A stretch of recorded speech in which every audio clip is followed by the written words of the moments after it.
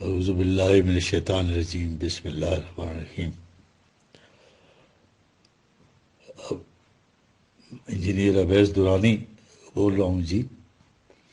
یہ جہنم اور جنت کو قرآن کی روشنی میں آپ کے سامنے پیش کیا جا رہا ہے جی۔ اور اخروی عذاب کیا ہے، یہ تمام چیزیں قرآن کی روشنی میں، ٹھیک ہے جی۔ عذاب کا مادہ جو ہے عین زال با، بنیادی معنی اس کے وہ اذیت و تکلیف جو زندگی کے آرام میں خلل انداز ہو، یا وہ رکاوٹ جو کسی کے راستے میں حائل ہو۔ دنیاوی عذاب میں ہر قسم کی تباہی اور بربادی، جسمانی تکلیف، ذہنی اور قلبی اذیت، یہ ہے عذاب دنیاوی۔ لیکن اخروی عذاب کی نوعیت کیا ہوگی، اسے ہم اپنے شعور کی موجودہ سطح پر نہیں سمجھ سکتے، کیونکہ اس وقت ہم اس کا ادراک بھی نہیں کر سکتے خود اس زندگی کی نوعیت اور کیفیت کیا ہوگی۔ قرآن سے واضح ہو جاتا ہے کہ وہاں احساس بڑا شدید ہو جائے گا، اس لیے اپنی ناکامیوں اور نامرادیوں کی شدت احساس سے جس قسم کی اذیت ہوگی اس کا کچھ اندازہ کیا جا سکتا ہے۔ لفظ عذاب کا دوسرا مفہوم یہ ہے کہ زندگی کے راستے میں ناقابل تقسیر رکاوٹیں جی۔ زندگی کی موجودہ سطح میں مقصد حیات انسانی ذات کی نشو و نما ہے۔ جس فرد کی ذات اس قدر نشو و نما پا چکی ہوگی کہ وہ زندگی کی اس منزل سے اگلی منزل طے کرنے کے قابل ہو جائے، وہ جنت کی زندگی میں چلا جائے گا، آگے چلا جائے گا۔ جس کی ذات میں اس قدر صلاحیت پیدا نہیں ہوگی وہ آگے بڑھ نہیں سکے گا اور روک دیا جائے گا۔ یہ ہے وہ ناکامی جس کی شدت احساس کا نام عذاب ہے۔ عذوبن یا عازب اس آدمی یا اونٹ یا گھوڑے کو کہتے ہیں جو پیاس کی شدت کی وجہ سے کھانا پینا چھوڑ دے۔ اس میں آپ نے یہ محرومی کہیں خارج سے عائد نہیں ہوگی، یہ انسان کی داخلی کیفیت کا نیچرل کانسیکوینس ہے، ٹھیک ہے جی۔ اس سے واضح ہوا کہ قرآن میں اخروی عذاب کے لیے الفاظ تو اس محسوس دنیا سے متعلق استعمال کیے گئے ہیں، کیونکہ انہی سے بات سمجھائی جا سکتی تھی، لیکن اس سے مقصود انسان کی داخلی اضطراب انگیز کیفیت کا اظہار ہے۔ یہ کیفیت انسان کی ترقی کے رک جانے کے احساس کی پیدا کردہ ہوگی، اس بنا پر اسے عذاب الجحیم سے تعبیر کیا گیا ہے۔ جہیم سے مراد رک جانا، عذاب الجحیم ایسا عذاب جو انسان کی ترقی یا نشو و نما اس کی رک جائے تو اسے کہا گیا ہے، ٹھیک ہے۔ جہیم جہنم اسی کا دوسرا نام ہے۔ آج ہما ان ہو کے معنی ہے وہ سے رک گیا، زندگی کے ارتقائی منازل طے کرنے کے راستے میں روک ہے، جسے عذاب الجحیم کہا گیا ہے۔ یہ عذاب زندگی میں آگے بڑھنے سے رک جانے کی اضطراب انگیز کیفیت کا نام ہے۔ اہل جنت کے متعلق کہا گیا ہے کہ ان کی پیشانی کو نور کے راستوں کو روشن کی وہ آگے بڑھتے جائیں گی اور اس کا سلسلہ غیر منقطع ہوگا۔ اس لیے لا یذوقون فی الموت الا الموت الاولی ووقاہم عذاب الجحیم 44-56۔ اس موت کے بعد انہیں جو دوسری زندگی میں آ گئی ہے پھر ان پہ موت وارد نہیں ہوگی اور انہیں اس عذاب سے محفوظ رکھا جائے گا جو آگے بڑھنے کے راستے بند ہو جانے سے جو ہے وقف اضطراب کر دیتا ہے قلب انسانی کو۔ اس کے ساتھ دوسری آیات بھی دیکھ لیجئے 52/12 اور 40/7۔ اس کے برعکس اہل جہنم کے متعلق ان لدینا انکالا و جہیمہ، یہ 73/12۔ ان کے لیے ہمارے ہاں بڑی بڑی بیڑیاں ہیں، یعنی جہیم۔ انکالا نے جہیم کا لفظ واضح کر دیا، روک، یعنی ایسی روک جو انسان کو چلنے نہ دے۔ دیکھ رہے ہیں آپ، یہ رکاوٹیں کہیں خارج سے نہیں آئیں گی، تو اس وقت بھی قدم قدم پر انسان کے دامنگیر ہو رہی ہیں، لیکن اس وقت اس سے ان کا احساس نہیں ہوتا، اس وقت وہ نمودار ہو کر سامنے آ جائیں گے۔ اور برزت الجحیم لمن یرا 26/51 میں دیکھنے والے کے لیے جہیم ابھار کر سامنے لے آئی جائے گی۔ اب وہ مستتر ہے، اس وقت بارز ہو جائے گی، ظاہر ہو جائے گی۔ یہ عذاب مہین کیا ہے؟ آگے بڑھ جانے والے کے مقابلے میں پیچھے رہ جانے والے کو جو احساس سے کمتری ہوگا، اس جہت سے اس کیفیت کو عذاب مہین کہا گیا ہے، یعنی ذلت آمیز عذاب 4/14، یا عذاب الہون 6/94۔ وجہ بما کنتم تستکبرون فی الارض بغیر الحق قرآن کہہ رہا ہے 46/20، یعنی یہ لوگ دنیا میں نو انسانی کے لیے کوئی نفع بخش اور تعمیری کام کیے بغیر بڑا بننا چاہتے تھے۔ اب یہ حقیقت کھلی کہ جھوٹی بڑائی جو ہے نقاب اٹھ جانے کے بعد ذلت وہ کمتری کا موجب ہوا کرتا ہے۔ ملمے کو ایک تاؤ دیا جائے تو اصلیت ظاہر ہو جاتی ہے، اس سے جو احساس ذلت پیدا ہوگا بالکل واضح ہے، یہی عذاب مہین یا عذاب الہون ہے۔ اسی کو تبدیلی جلود یعنی کھال و دھڑ کر صحیح شخصیت کے سامنے آ جانے سے یہ تعبیر کیا گیا ہے۔ یہ 4/56۔ اگلا ہے عذاب یوم حکیم۔ حکیم کے معنی بانجھ پن یا بے اولاد رہ جانا، انسان کی کوئی کچھ جب ثمر بار نہ ہو تو اسے بھی حکیم کہتے ہیں۔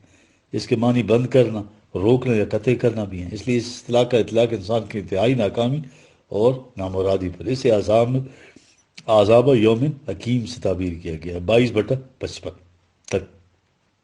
سورہ رات میں ہے لہم عذاب فی الحیاۃ الدنیا ولعذاب الآخرۃ اشق وما لہم من اللہ من واق 13/34۔ ان کے لیے دنیا عذاب میں بھی زندگی میں بھی عذاب اور آخرت کا عذاب سے کہیں زیادہ شاک گزرنے والا، انہیں اللہ کے عذاب سے بچانے والا کوئی نہیں ہو سکتا۔ اس سے ظاہر ہوا کہ دنیاوی زندگی میں کتنی بڑی اذیت اور پریشانی کیوں نہ ہو، وہ اخروی زندگی کی اذیت کے مقابلے میں بہرحال کمتر ہے۔ وہاں احساسات کی شدت یہاں کے مقابلے کہیں زیادہ ہوگی۔ عذاب عظیم، اسی جہد سے وہاں کے عذاب کو عذاب عظیم کہا گیا۔ سورہ بقرہ میں ہے لہم فی الدنیا خزی ولہم فی الآخرۃ عذاب عظیم 2/114۔ ان کے لیے دنیاوی زندگی میں ذلت و رسوائی اور آخرت کا عذاب عظیم، یعنی یہاں کی ذلت و رسوائی اس کے مقابلے کچھ شے نہیں ہے۔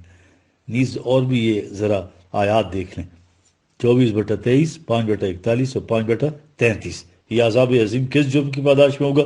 سورہ آل عمران میں کہا گیا ہے وَلَا تَكُونُوا كَالَّذِينَ تَفَرَّقُوا وَاخْتَلَفُوا مِن بَعْدِ مَا جَاءَهُمُ الْبَيِّنَاتُ وَأُولَٰئِكَ لَهُمْ عَذَابٌ عَظِيمٌ۔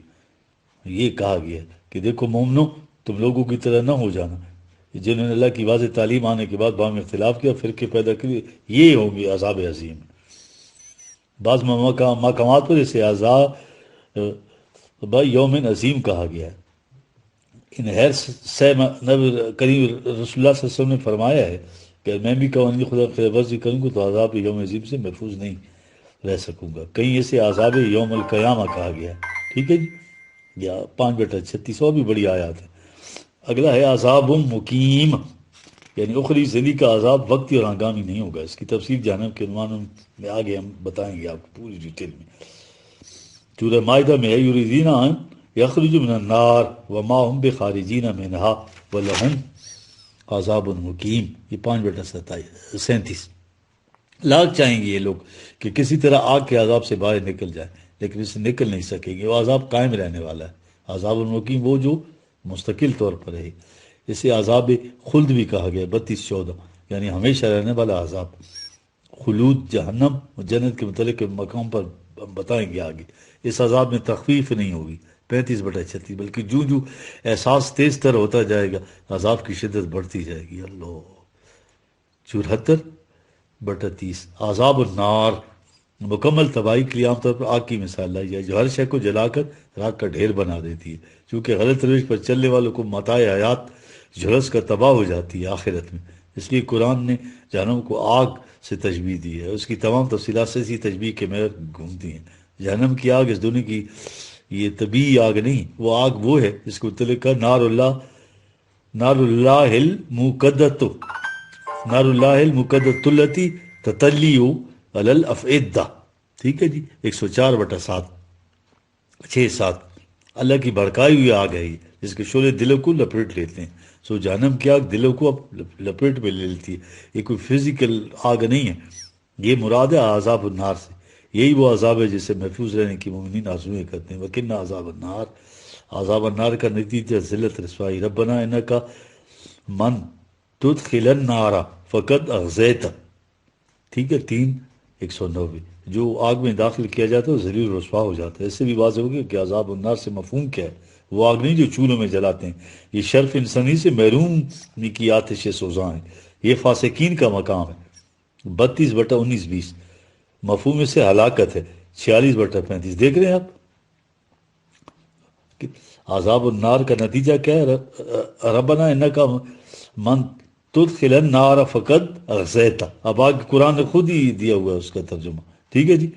تپش و سوز، نار کی نسبت سے عذاب جہنم کی مختلف کیفیات کو اس طرح بیان کیا گیا ہے جن میں تپش و سوز اور شدید حدت و حرارت کا پہلو نمایاں. مثلا کئی ایک مقامات پر اسے عذاب حریق کہا گیا ہے. بنیادی طور پر وہ حرارت جو لوہے کو ریتی سے رگڑنے سے پیدا ہوتی ہے، اسی کو سوہان روح کہتے ہیں.